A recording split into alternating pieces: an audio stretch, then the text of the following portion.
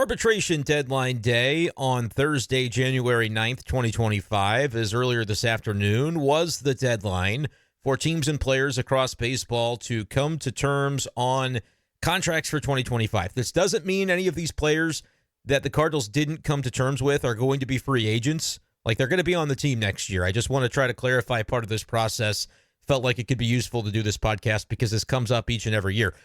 Ryan Helsley is not one of these players. So that was obviously one of the big names. I think that people were eager to hear what was going to happen with him and his salary because of the trade rumors, because of the fact that the Cardinals went to hearing with Helsley a couple of seasons ago. And you'll remember the Cardinals won that hearing. And I can remember being in Jupiter at spring training when that news came out and Helsley talking to the media, basically talking about how screwed up the process is. He was very understanding of the business aspect of it, but you could tell that it was a bummer for Helsley to have gone through that hearing and hear about how the Cardinals didn't think he was good enough in this way, that way, or the other way. That's really what these hearings are, and that's why it can be an uncomfortable process, and that's why it's kind of not that great that the Cardinals were unable to come to agreements with three of their players, including Lars Nootbaar and Brendan Donovan.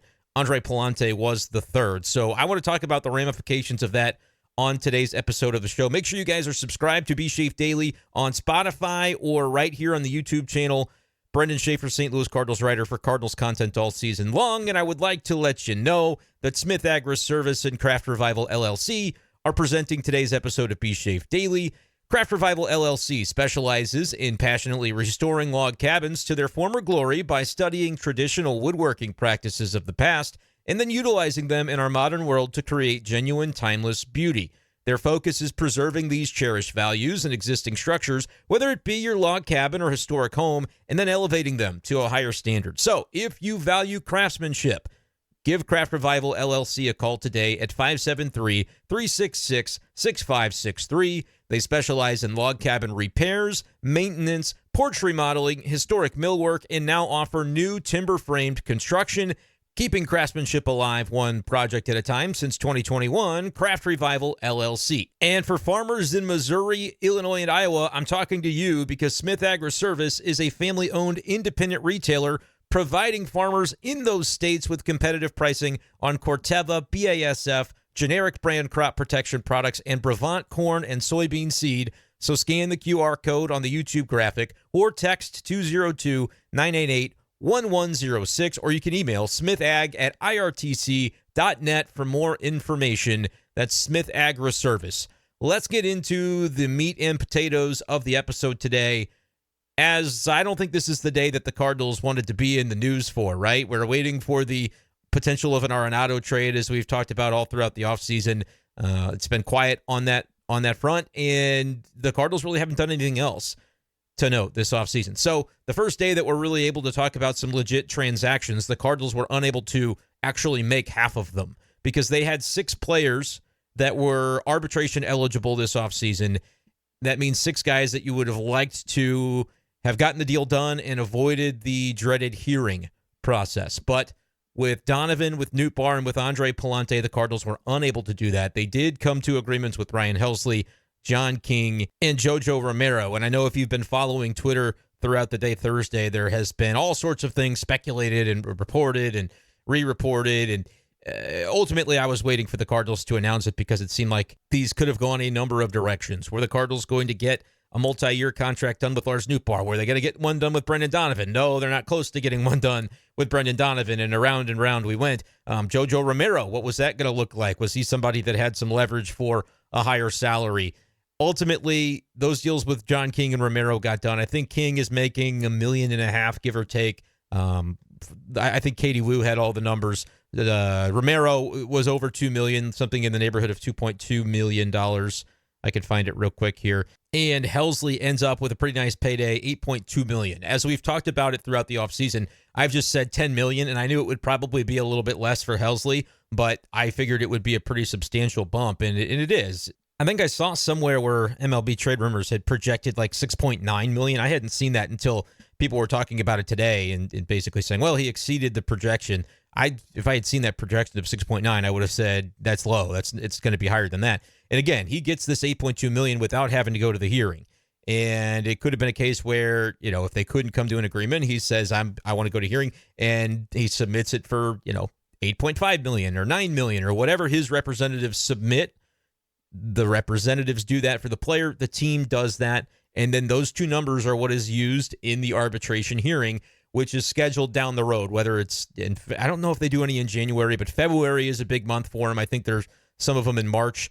If I'm recalling correctly, the year of the lockout, I think they even extended into the regular season because of the delayed nature of that spring training. So hopefully over the next couple of months, it all gets sorted out before the season, but those will be scheduled. And it is my belief that with all three of these players, Nootbaar, Donovan, and Pallante, the Cardinals will eventually get to the hearing room. Like, this is going to happen. Do they have the opportunity to negotiate and avoid the hearing? The answer to that is technically yes. That's within the rules. That's something that the Cardinals used to make an effort to do. And I don't know if it's been 5 years at this point or how long it's been, but over the last several years, the Cardinals have moved away from that strategy of a willingness to continue negotiating beyond the deadline. I imagine they came to that decision whenever it happened a number of years ago through their internal conversations with the lawyers or with the people who are smart, the actuaries, whatever, who said, look, you're giving up value by making it known that, this deadline, it's not really real. We can continue to negotiate after that, because people don't want to go to a hearing. It's an uncomfortable process. Ryan Helsley went through that process and had to hear about the team, thinking he wasn't reliable enough, or, they get in the room and the lawyers will talk about your stats and how they aren't good enough or whatever. Like, it's stuff that you're in the room hearing your own team representative talk about you in a negative light of why they shouldn't have to pay you as much. It's not just the Cardinals. Like, the Cardinals aren't the bad guys in this. I think it's just an inherently flawed process. And it can lead to some uncomfortable feelings for sure when you get to those hearings. And sometimes it can be easy maybe to understand why certain guys might go to a hearing. We saw this with Tommy Edman last year, if I'm recalling correctly. But then what happened? The Cardinals ended up signing a 2-year extension with Edman to buy him out of the rest of the arbitration years. If I'm recalling this correctly, that is the way that it went down. So Edman didn't end up in an actual hearing. And you might say, but Brenden, you just said a minute ago that the Cardinals don't do that anymore. They don't decide to continue negotiating after the deadline because they want the deadline to seem real, which gives the team some additional leverage when the player knows, hey, if we don't come up with a salary after this date, we're not going to come up with one. We're going to let the panel decide. And if you're a player that has heard the horror stories and wants to avoid that, then, you might have an additional incentive to go ahead and come to an agreement before. That's like the team perspective, I think, on why they do, and they call it file and trial. Once they file their number, they're not given another number, unless the exception to that is why it happened with Edman last year, unless you come to an agreement on a multi-year contract extension. And in the case of Edman last year, it was kind of a fake extension because it didn't add any additional years to the Cardinals' team control, but it wasn't fake in that they knew they wouldn't have to deal with the arbitration stuff for that year's hearing and what would have been this year in 2025. Now, the Dodgers have since given Edman an actual extension, a real one that added several years beyond the team control deadline of 2025 because he was due to be a free agent, and now he won't be.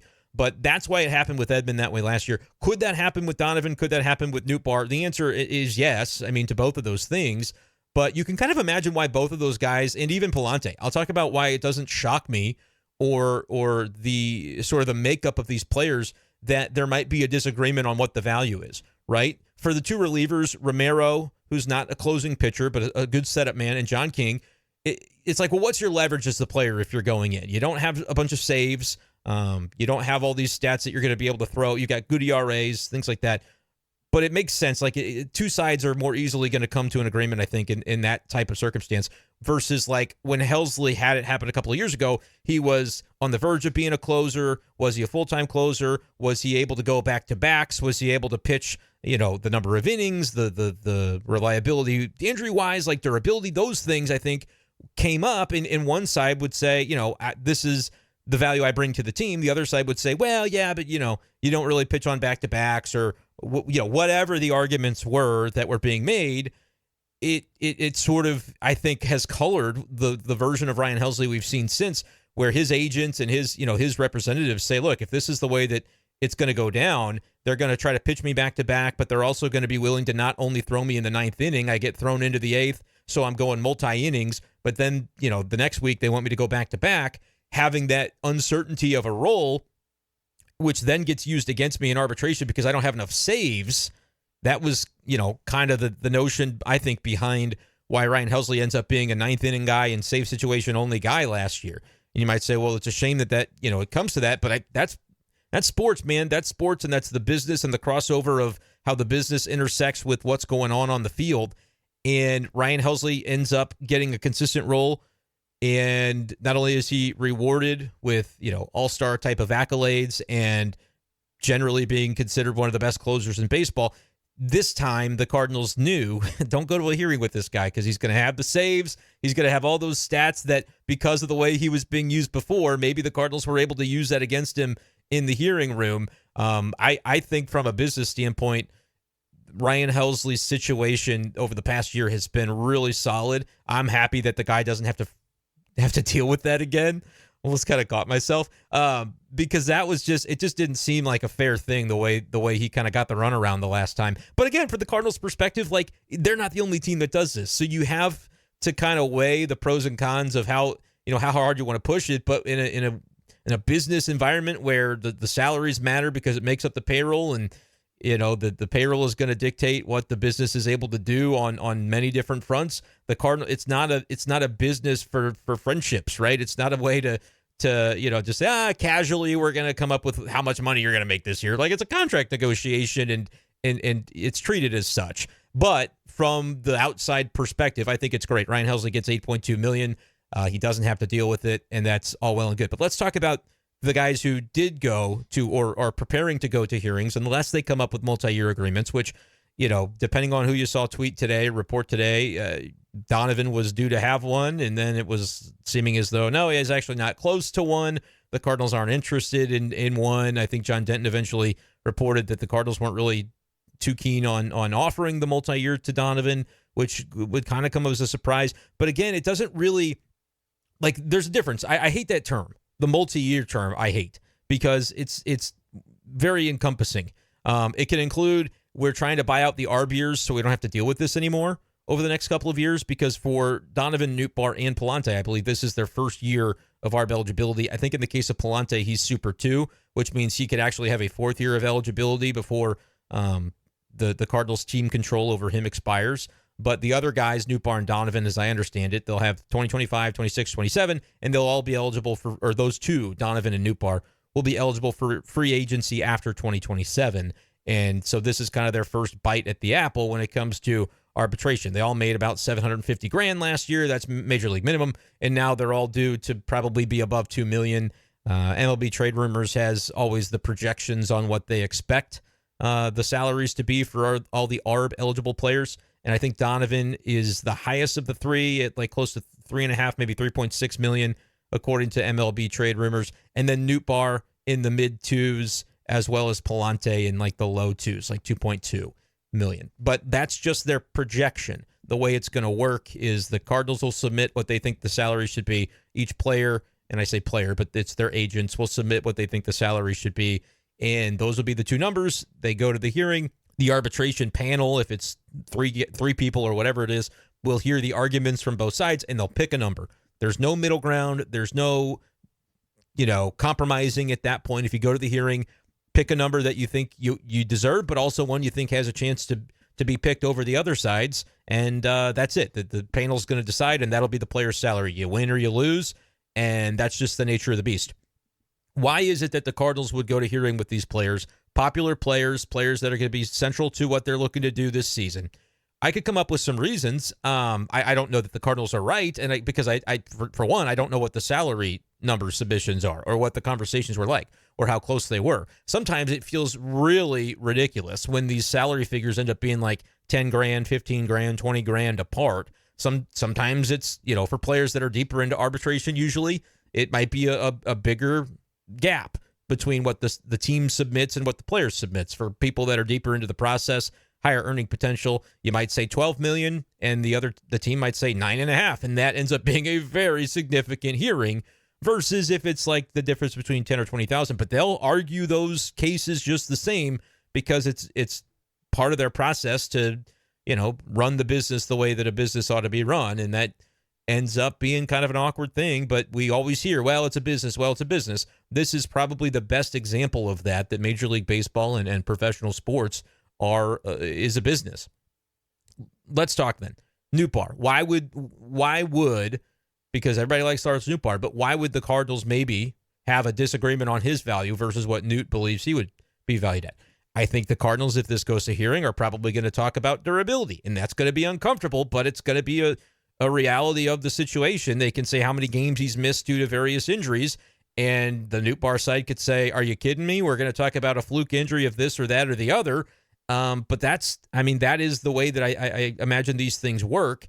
And it's why with certain things like, the time he injured his thumb sliding into third base, I asked him, do you, consider wearing an oven mitt in the future? And then he had said, yeah, he would wear one. And I haven't kept up to see if he's always wearing it. But like, those are the sorts of things that early on in a player's career, it's just kind of whatever, I'm going to play the game the way I'm comfortable playing the game. But then you start to think about, well, man, I wonder if that's something that gets used against him in an ARB hearing. It's just kind of a wild world that we live in. But that's some of the stuff that I think the Cardinals would potentially throw at Nootbaar is like, we understand the value he brings as a player. Is he going to be able to have the durability to be a 150 game guy for us during the duration of whatever we're paying him here?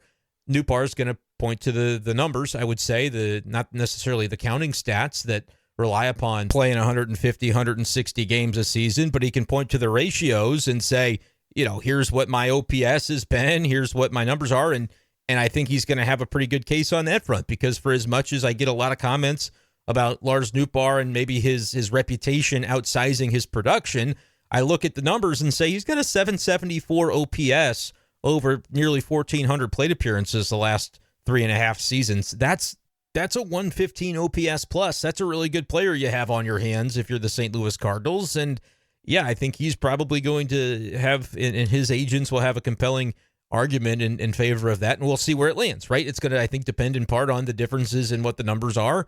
And by numbers, I mean the salary submissions that happen on both sides there. But durability would maybe be an aspect that, Lars Nootbaar would say, come on, this is fluky stuff that's happened. Here's the player I am. Here's what I deserve as a salary this year. And the Cardinals would say, yeah, the durability stuff matters to us. And now they may point to it in a hearing. Brendan Donovan, I would bet it's going to be very similar to the way that it was due to go down with Tommy Edman last year. What position are you? Because a lot of times the way these processes work is you look to past comparable situations and say, well, this guy is very similar to the player, the value, the position, and all that I am, and this is what he made. And inflation, et cetera, should adjust, and now I should make this. Whereas, the Cardinals could say, well, he's not really an everyday left fielder. He's not really when you're a utility guy, believe it or not, I imagine that could be something that causes some dissension. Whether it's being used against him specifically, I don't think it's as much as the Cardinals would say, yeah, he doesn't have a position. No, they're the ones that have, obviously set that up, that he's a utility guy. I think Donovan's side could say, that's the value I bring. Here's my utility Gold Glove. Here's my utility Gold Glove finalist.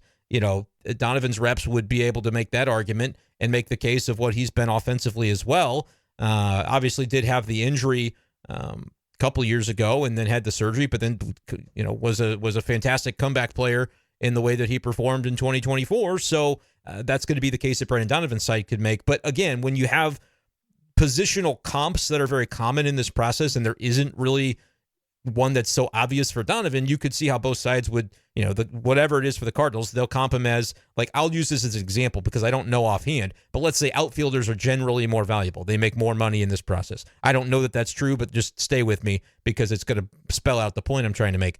If that's the case, well, Donovan's side would say, well, here, he's an outfielder, and this is, what the comparable outfielders make, and that's what he should make. And the Cardinals would say, yeah, but he's not an outfielder. We think he's an infielder. And they'll go back and forth on that. Again, I don't know which position might make the most, if it's third base or probably not second, but third base versus left field could be kind of the debate there. And Donovan's both, which in my opinion, adds value. But again, that's just one of the many factors that goes into these sorts of things. And then Pallante, I think, is pretty easy because you had a guy that was, a reliever to start the season and performed really, really poorly. probably by his own admission, he would tell you he wasn't the guy that he needed to be. Goes down to Memphis, though, and turns himself into a starter, and he's rock solid the rest of the year. So what does the Pallante representatives want to do? They want to say, here's his numbers as a starter, because that's what his role was for the bulk of the season. That's what he's going to be moving forward, and he should be paid like the starters that had those types of numbers over the course of the last few years via the arbitration process. Those are the comps that we're going to make for Andre Pallante. The Cardinals will say, well, his overall numbers, the ERA is a little bit higher than whatever it was as a starter because it bakes in those early season woes in the bullpen. And so the Cardinals are going to maybe have a little bit of a different set of comps. They'll probably have to acknowledge, like, this guy's a starting pitcher. That's what we view him as. But there's a disparity there potentially in the way that player is viewed by the player's own agent versus the way that the Cardinals could try to say, well, it's really his numbers are more comparable to this, even though he was fantastic. And it's like this, you're probably hearing this going, this doesn't sound like a very great process. The Cardinals have to keep talking about how their players aren't really as good as they think they are. Like, is that what this is? And that is kind of what it is. And, that's not something that you'd ever hear a manager say. You would never hear Ollie Marmol say, Pallante is he did okay for us as a starter, but remember those numbers as a reliever at the beginning. That's kind of, he probably isn't worth very much money. We shouldn't pay him as much. Like, it's not, Ollie's sitting in there banging the table, making the arguments. It's the lawyers and the front office people that have a role in that, whoever's job that is. But that's kind of what we're talking about. These representatives of the team talking about why the players that they have aren't actually as good as they or deserve as much of a salary as they think they do. It's not pleasant for sure, and would be a reason you don't want three of them, and you certainly don't want three of them in an offseason where the Cardinals have done nothing else positive PR to really talk about lately, and not with your Lars Nootbaars and your Brendan Donovans. Your Pallante, I think the Pallante one is one where maybe somebody deciding is the most fair thing, because there's going to be, I don't know, the gap might not be that big, but I could just see where there's going to be some differences of opinion. But the Nootbaar and Donovan, man, Cardinals are resetting, right? They're resetting around these two players, and it's hopefully not something that is contentious, but like, it's the business. It is the nature of the beast. So we'll see what ends up happening there. Let me know your reaction, though, to arbitration deadline day and the news that came out of the Cardinals going to hearings potentially with 3 of the 6 that were eligible coming into today. Again, there won't be a negotiation on a salary for 2025 if they can avoid a hearing with any of these 3 guys. It'll be because they come to a multi-year extension. But I said I hate the term multi-year because it could mean just buying out arb years, or it could mean a legit, 4, 5, 6, 7-year extension where you're basically planting your flag and saying this guy's a part of our present and future. Whereas multi-year extension, it doesn't really do that if you're only buying out the arb years. But it at least saves you the headache the next couple of years from having to do this. So I think it would be beneficial to do it with Nootbaar and Donovan. I could even see the benefit of it with Pallante, because if Pallante ends up being the guy for the next 2, 3, 4 years that he was as a starter in 2024, it'll still be a bargain. But you're kind of hedging your bets and on guys that you're just not so sure you're going to get the consistent production. Do you want to lock in the salaries? Cardinals used to do it like crazy with guys like Alan Craig and Colton Wong. I mean, there were a number of those over the years. DeYoung was another one. Early extensions where they did buy out free agent years, not just sign the guys up to the end of ARB. Some of those deals didn't go as great, so they maybe have pivoted their strategy a little bit since then. And given where they're at financially right now, where they say, we're not really necessarily too eager to be spending a bunch of money, it might be an offseason where they don't aggressively pursue those extensions. So we'll see if these hearings take place or if multi-year deals can be worked out. But that'll do it for this edition of the show. Just wanted to jump on and talk about that a little bit today. Thank you guys so much for listening and supporting. You can continue to do so by checking out the partners of this episode in the video description below, and check out the membership to the YouTube channel if that's a way that you would like to support my content. Thank you guys so much for listening, and we'll talk to you next time on B-Schaeff Daily. Peace.